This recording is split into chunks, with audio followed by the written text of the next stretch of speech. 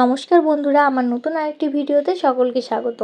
তো সেদিন তো তোমরা দেখেছিলে আমার একটা বড় পার্সেল এসেছিল, যেটা আমাকে সন্ধ্যাবেলা 7:30টার সময় দিয়ে গেছিলো। তো অনেকে হয়তো তোমরা জেনে গেছো যে কী পার্সেল ছিল, কারণ আমি ফটো পোস্ট করে দিয়েছিলাম। তো যারা জানোনি তারা ভিডিওটা দেখলেই বুঝতে পারবে যে কী পার্সেল এসেছিলো। তো সেদিন রান্না তাড়াতাড়ি চলে এসেছিলো কাজের থেকে, তাই ওকে নিয়ে চলে এসেছিলাম পার্সেলটা আনবক্সিং করতে। পার্সেলটা আনবক্সিং করতে এসে তো আমরা প্রায় ঘেমে টেমে অস্থির। তো এটা ছিল হচ্ছে সোফা কাম বেড, যেটা আমি প্রথমে যখন রানা অর্ডার করেছিল তখন আমার দেখতে খুব একটা ভালো লাগেনি। একটা রেড কালার ছিল, যেটার অরিজিনাল ছবি দেওয়া ছিল, আমার খুব একটা ভালো লাগেনি। তো আমি ভেবেছিলাম খারাপ আসলে রিটার্ন করে দেবো, অপশন যেহেতু আছে। তো আসার পরে আমার জিনিসটা ভীষণ ভীষণ ভীষণ পছন্দ হয়েছে। আর এটার সাথে 4টে কুশনও দিয়েছে, যেটা আমার খুবই ভালো লেগেছে। তো আমরা দুজনে দেখো, মা আর বেটি দুজনে মিলে আর কি বসে বসে ফটো তুলছিলাম। তো মেয়ে আমাকে একটু কপি করার চেষ্টা করছিল।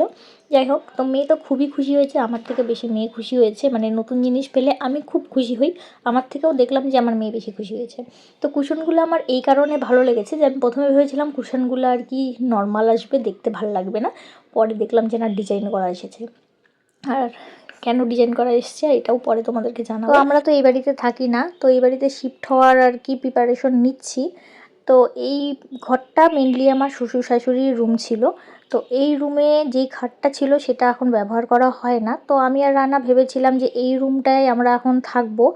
তো এই রুমে যেহেতু খাট নেই, তো ভেবেছিলাম প্রথমে একটা খাট নেব।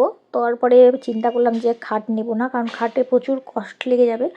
তো তারপরে রানা আর কি ভাবলো যে খাট নেওয়ার থেকে একটা সোফা কাম বেড নিয়ে নিই, যেটা আমি এমনি সোফার মতনই ইউজ করতে পারবো, প্লাস এটা খাটের মতনই ইউজ করতে পারবো।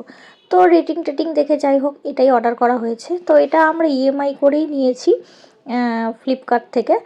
তো যাই হোক, জিনিসটা খুবই ভালো এসেছে। প্রথমে তো ভেবেছিলাম হয়তো ভালো আসবে না, আর কুশানগুলোও দেবে সেটাও আমি ভাবিনি। তো যাই হোক, কুশান সমেত দিয়েছে, আমার বেশ ভালো লেগেছে। তারপরে আর কি পরে চিন্তা করলাম যে না, এইটা আর কি সোফাটা সোফার মতন করেই রাখবো। এটাকে রেগুলার যদি খোলা বন্ধ করি তাহলে জিনিসটা নষ্ট হয়ে যাবে।